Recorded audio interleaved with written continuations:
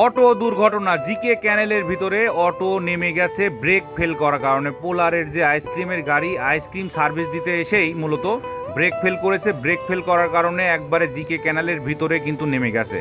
যদিও গাড়িটির তেমন একটা ক্ষতি হয়নি, যেভাবে নেমে গেছে যত পারি এখান থেকে উপর থেকে নিচ পর্যন্ত যতদূর ডিপ, সেই ডিপের জায়গাটা সরজমিনে না দেখলে আপনারা কেউ বুঝবেন না। প্রথমে ফ্রিজিং যে ব্যবস্থাটা আছে সেই ব্যবস্থাটাকে আগে তোলা হবে, তারপরে গাড়ি তোলার ব্যবস্থা হবে।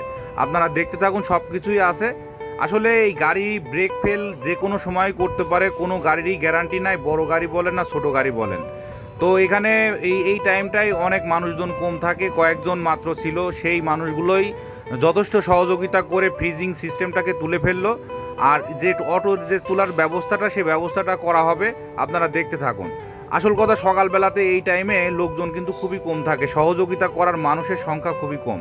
তারপরেও এরা 4 জন মিলে কিন্তু খুব কষ্ট করে 5 জন মিলে এই গাড়িটিকে তুলে ফেলবে আর কি। আপনারা দেখতে থাকুন। এই ধরনের কাজ হলে আপনারা যতটুকু পারে সহযোগিতা করবেন, কারণ হচ্ছে এই অনাকাঙ্ক্ষিত ঘটনাগুলো আমরা দেখতে চাই না। যদিও মানুষের ক্ষয়ক্ষতি হয়নি।